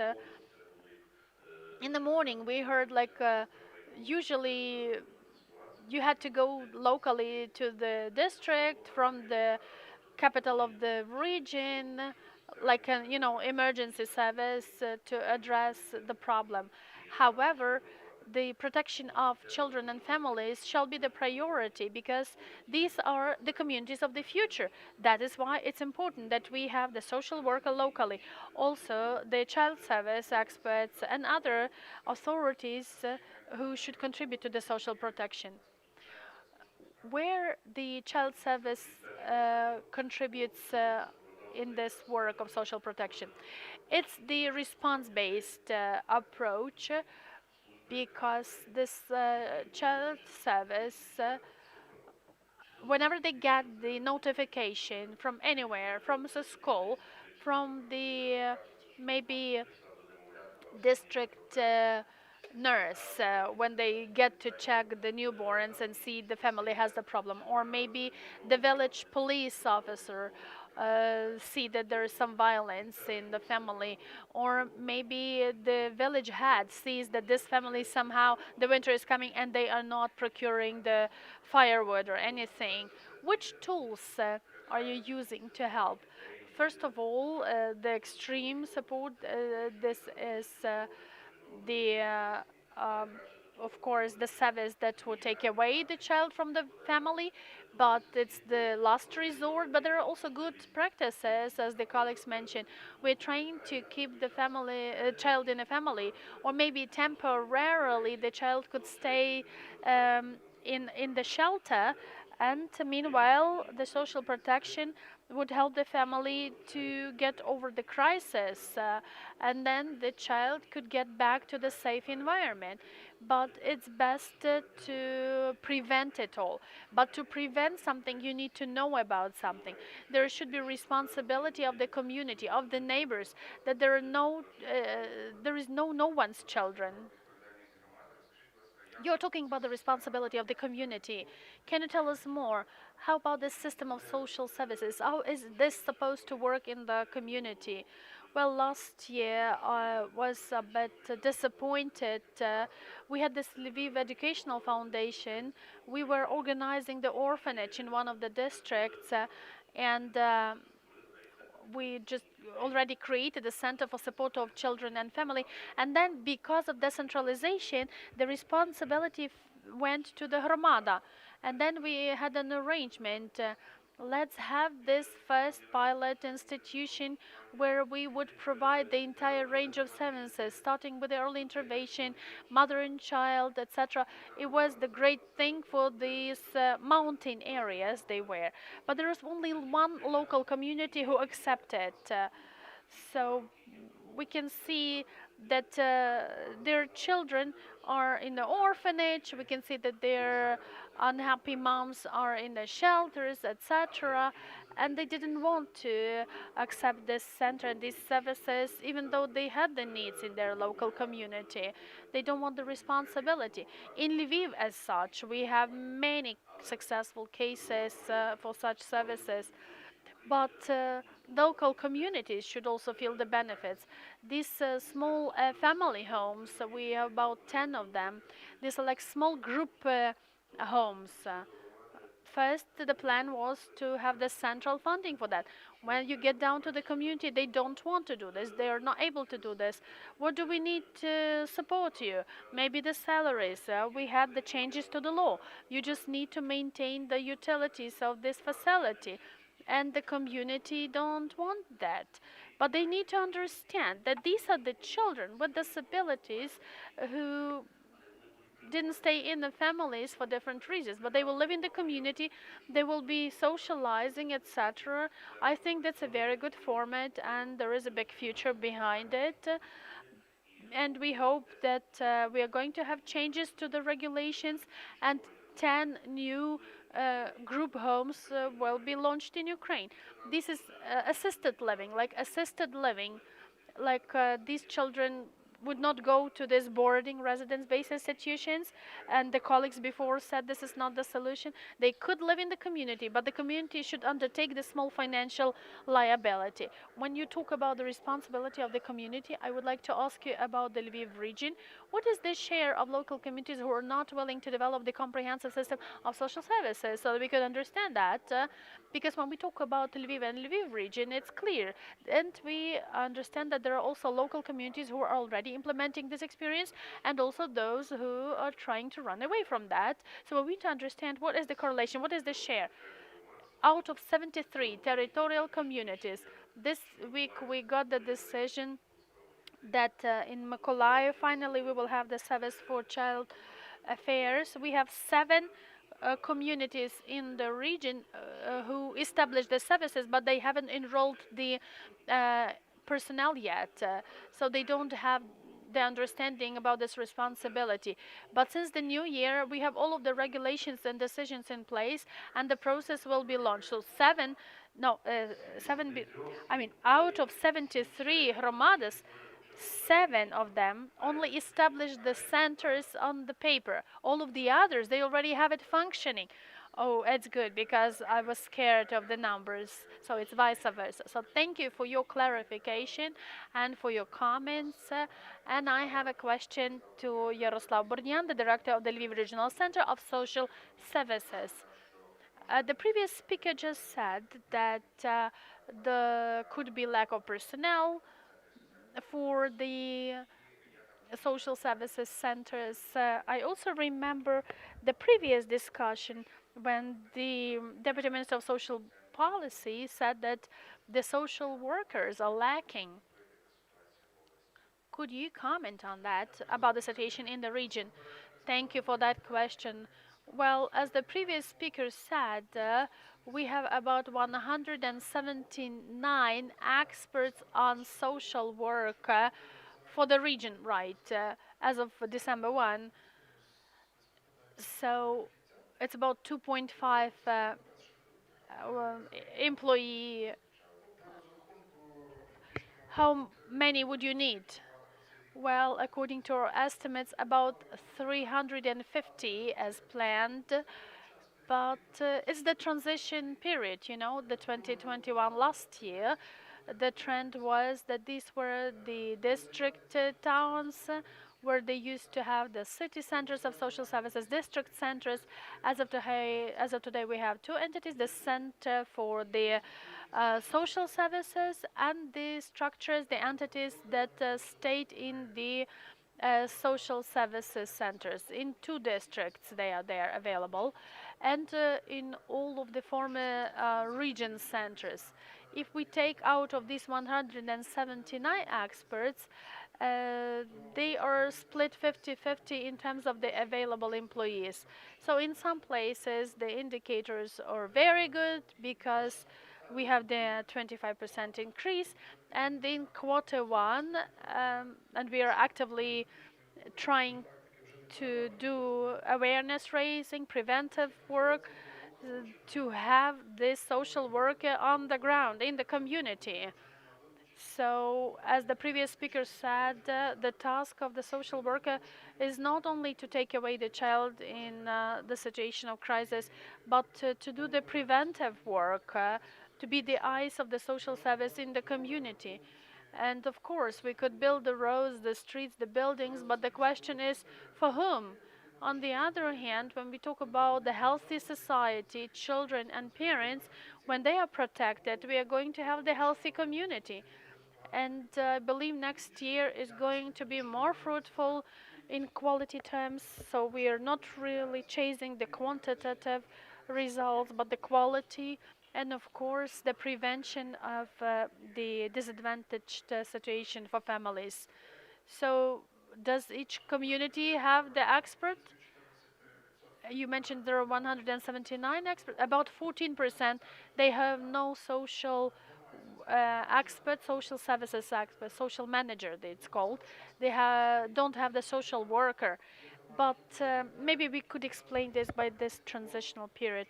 There are some pioneering communities because they started 2 or 3 years ago, and now they have the outcomes, and we have the synergy when the Service for Child Affairs was established, when the social worker was appointed, when they work with the local deputies in the council, because the head of the local community is not the key figure to focus on. You should talk to the deputies because they vote for the allocation of funding and the adoption of certain social programs. And this is the lobby that must be done. Our child affairs service should contribute to that, and we hope we are going to see these outcomes next year. The trend is positive, and we hope that 2022 is going to be the breakthrough year, and the communities who have not established these services yet will do so, and then we would talk about the progress. You just mentioned that each of 179 expert available, it's about 2.5 expert per one territorial community. Of course, you mentioned that 14% they don't have any, but suppose there is this 2 or 3 social workers. Is this enough? Is this sufficient to cover the needs, to identify the disadvantaged families, or to prevent dysfunctions? There are still some challenges, but we should not only focus on the expert for social work. It's the expert who should identify, provide support and coordination with other social work entities. We prioritize the upskilling of the social workers, and there are site visits. We are doing this. This is the know-how. 8 years ago, we had this institution, the social worker expert, and it was part of the district social services. Back then, we established 960 of such entities. They were funded by the central budget supporting the districts, and they highlighted a huge area of challenges about the disadvantaged families, and they managed to really stabilize the situation, and it proved efficient, so we want to replicate it. So we really want to implement the expert in social work who would really ensure and provide the high quality support. Today we are finalizing our training for social workers. This is upskilling training for 149 people. It's funded by the central budget. This is very good because our ministry understands the need for upskilling, for building the capacity. Thank you. When we talk about the geography of rendering social services, could you tell us more about the services that are provided on the grounds locally, and which of these are available only in the region center? Well, the social worker works within the local community. Their main function to work with the families, to identify, to reveal, to conduct the preventive activities. Then they need to understand who lives in the community. So for the community administration, it's important to know, like how many children do they have, how many old people they have, people with disabilities, etc. So it's important for them to know on the community level so that the community plans the budget. And then each territory will be really individual. When they don't know this social data, they would not be able to plan their activities. They will never know about the risks. And we, as the regional center of social services, we are coordinating 3 social service centers funded by the regional budget, which is an important support for territorial hromadas. This is the Center for Social Psychological Assistance for Disadvantaged Families. This is the Social Center for Mother and Child for young girls, women in the late term of pregnancy, and they could live with their child at the center until the 18 months of age of the child. This is in the region center. It's in Drohobych center. This is the social dorm for the orphan children, 15 to 17, 23 years of age. This is the training of orphan children for independent life, because before they get the program, the regional program, the state program, they could live free of charge in that dorm and study, and this way prepare for independent life. And last year we opened the unit from the Center of the Social Psychological Assistance. So this is the specialized center for women who are a victim of domestic violence, and these services are available free of charge through the relevant referrals from the experts. And the plan for 2022 is that these institutions shall be funded by the regional budget, and the service would cover the citizens. It will be free of charge, and it will be an important support until the point in time when the local communities establish their own entities, like maybe social flat apartments, social centers, residence services. When we have the social apartment available in the community close to the family, it will be practicable for the women who are domestic violence victims or people who are in a disadvantageous situation, because not everyone is able to leave their family to move to another city, Lviv or Drohobych. So this is the plan for 2022. Yes, they are the ambitious plans, but they are supported financially from the regional administration and the deputy core of the regional council, so that people have access to the services until the point in time that the other social centers are created. Thank you. Since the late 2019, the search project has been cooperating with the Lviv Regional State Administration to develop the comprehensive system of the social services that might be needed for the community. Today, we have the coordinator of the pilot project represented, Ms. Olha Boyko, and this is the project, the initiative about the development of services in communities for children and families, supported by the search project. Tell us more. How does the search project help the region in the development of social services for the territorial hromadas? Yes, of course, I will be happy to share this information and the experience of our work. Our initiative for the development of services is working on the national level. Lviv region is the pilot region in 5 pilot regions: Hniezdeche, Veliky Most, Zabolotye, Rudke, and Kamenka-Buzka. This is where we are piloting and testing the approaches to rendering social services, to build a system of social services on the basis of the best international practices. We are aware of the fact that despite the responsibility of each community for the development of the system of social services and rendering the social services, they do face the challenges, and it's not easy for them because this is their first time to implement this. And we need to teach the community how to do this, how the system is supposed to function, and where do you start to develop the system.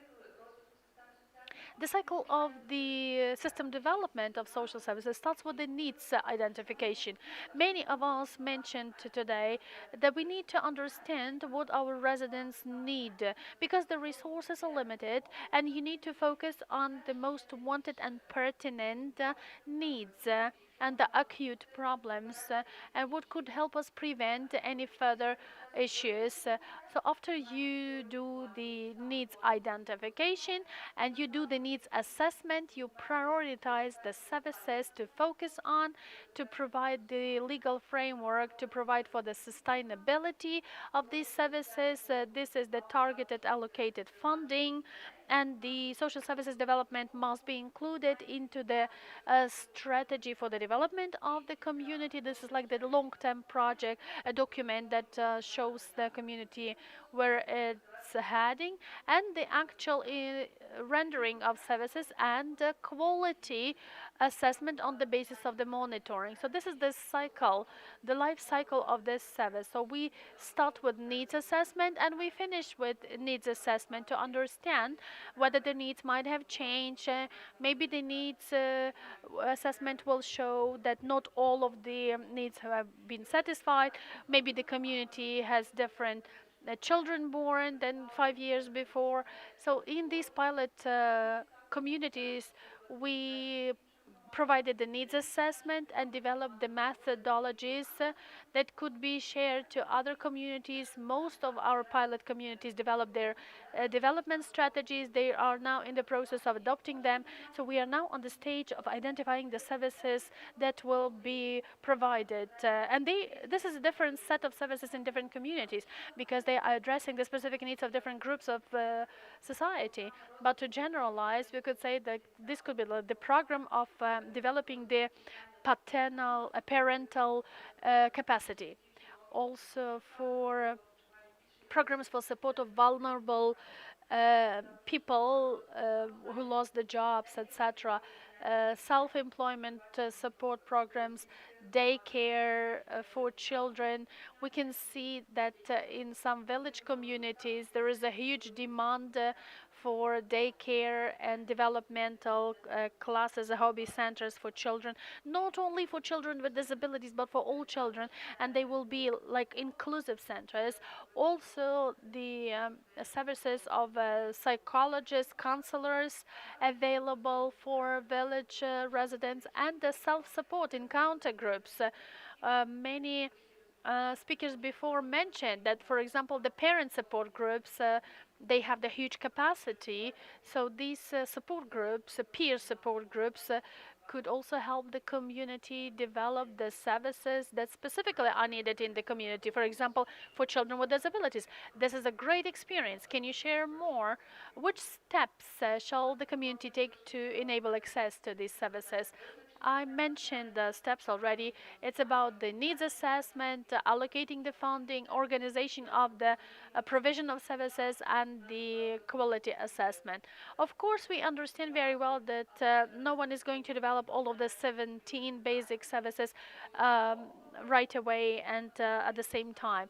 But you could take the step-by-step approach to focus on the needs that are prioritized for the community, considering the social demographic situation in the community, the available vulnerable groups, etc.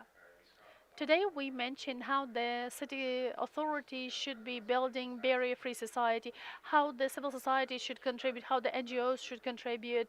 And now I would like to talk about each of us, and in the end I would like to ask how each citizen, each average citizen could contribute and help a child in distress, a child in a disadvantaged situation, in the circumstances that are not possible to change by the child. So on the eve of the festive season, we are thinking more about that. We would like to help those who need that. Usually, people go for the basic, simple, easy to manage scenario. They get by presents and bring them to the boarding or orphanages, boarding institutions. But some experts think that these random visits to these orphanages, they may do a lot of harm to children, and they do not meet the needs of the children, the actual needs. So I have the question to you. What about this idea, to fundraise, to buy the presents, to bring them to these boarding institutions? Is it a good idea or not? Well, these random visits, one-time visits to the orphanages or boarding institutions, they bring not much good. What is more, they might really bring some negative consequences, like children might be allergic to candies or oranges, and even more so, that the children, they do not build any relations with the volunteers, long-term relations, and all of these mass hugs and taking photos, they affect the psychological condition of children. And also all of these presents and funds do not always end up with the children, and you can hear many stories of that. We should think of the alternative, and tutorship or mentorship is a good alternative. We could be the mentor to the child, we know, and help the child to get to the world after this period of isolation that the child spent in the institution. Here we have Yaroslav and the Lviv Regional Center of Social Services. They provide training for mentors, and this is going to be the professional mentorship, which is very much needed for the children. Of course, not every family and not every person could be mentors, because it, requires some time and your emotional resources. But there could be a more easier way to go for the organizations. You could contribute to the organization who provide professional assistance to the graduates of the boarding schools. We have this Good Neighbor organization represented here. We have the Care in Action in Lviv, also the children campuses and others. Another solution would be to help the families, the disadvantaged families, the families in distress. So it's also important to understand that this assistance should rather be professional, with those who specialize in providing that help, with the Center of Social Services, etc., not to do any harm, not to build this consumerism with the children. And of course, another solution that was mentioned in our video is that whenever you see a child or a family with signs of distress or a disadvantaged situation, please do not stay silent. Please inform, report to the relevant social services center to help them. Thank you. Now, Yaroslav, tell us more about the mentorship and how do you become the mentor? That's right to the point. Yes, indeed, we are training the mentors, and there is a positive thing that this awareness campaign that we were running, not very active to be frank, but many people volunteered and they wanted to be the mentors with no peer. How many of them? As of today, we trained about 46 mentors.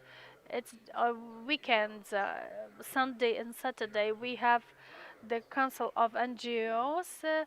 They are the partners, Care in Action, for example. And following the training, we are issuing the certificate that this is the of-age person who could be the mentor for the underage person staying in the boarding institution. It was very debatable whether it's the right approach or not, but this is the right approach because we want to know who do we entrust the life and fate of the child. It's not random when you come, to the birthday or to the Christmas time and give a present. So this is not the person who buys the presents and brings them. It's just every young person always faces the choice of the profession, training, organizing the leisure time, hobby time.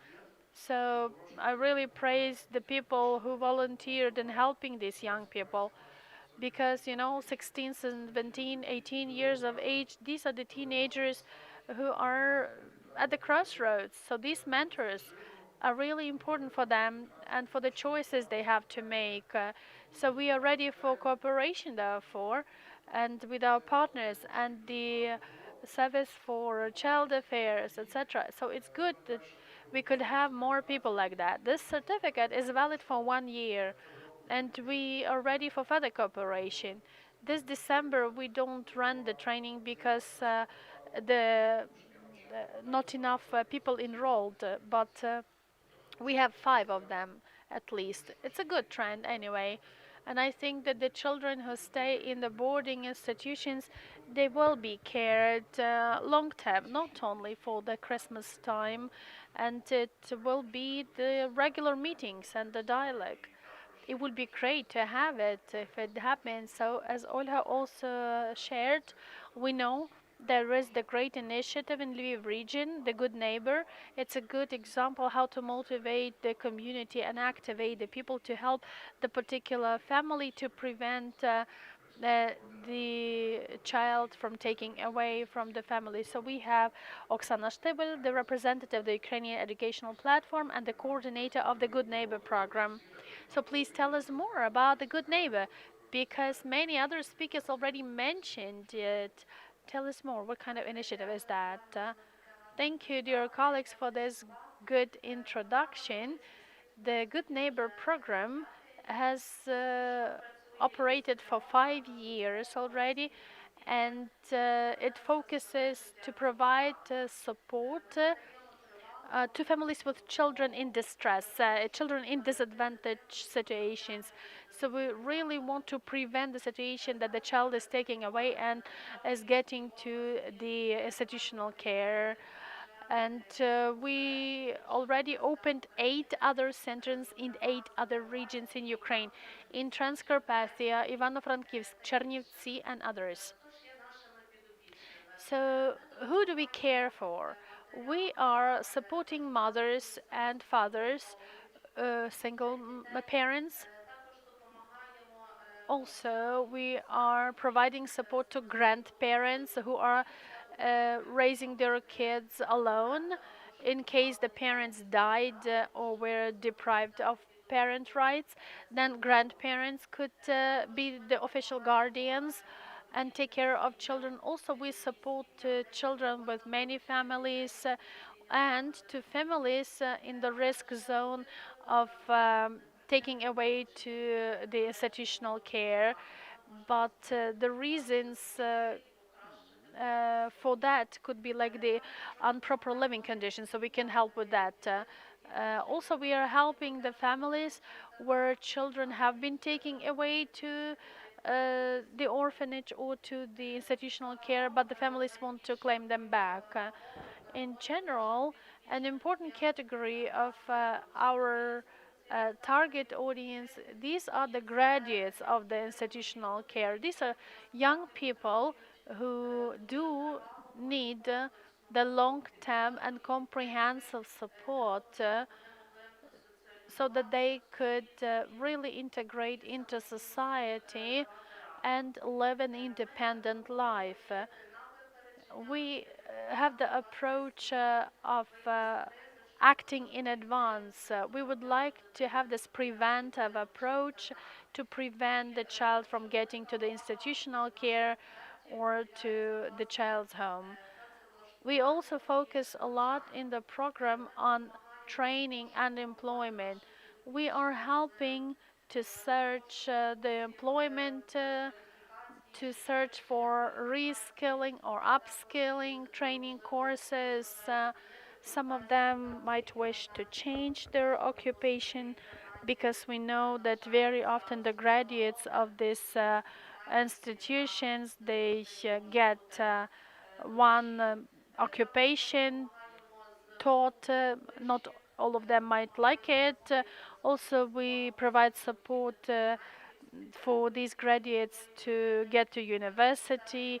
We help them with document paperwork, getting them residence in the dorms. So we assign a volunteer who we call a good neighbor to a family to take care. All of the volunteers undertake the special trainings within the program. Also for psychological support, they have the ongoing supervision and support for themselves, which ensures the good work of the volunteer, of this good neighbor in the family. How do you become a good neighbor? Well, to become a good neighbor, you need to fill in the application on our Facebook page. This application, the questionnaire, lists the activities that you might focus on in our project. So you report what exactly you can help with, and then we contact you, get to know you closer, and we can select the family for you according to your abilities and to the needs of the families. We have very good work of good experience of volunteers and their engagement, and they continue to be in good relations with the former families they cared for. I know that they celebrate together, they like Christmas, Easter time, and they also are invited to the children's birthday parties. I mean, the completion of our project in 12 or 18 months doesn't end this interaction. The volunteers and the families, they develop the strong family relations. So your initiative brings the community together.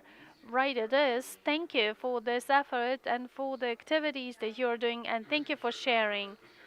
Dear friends, our discussion is getting to an end. Today, we talked a lot about important topics and we learned a lot about the progress of Ukraine in promoting the inclusive education and barrier-free environment.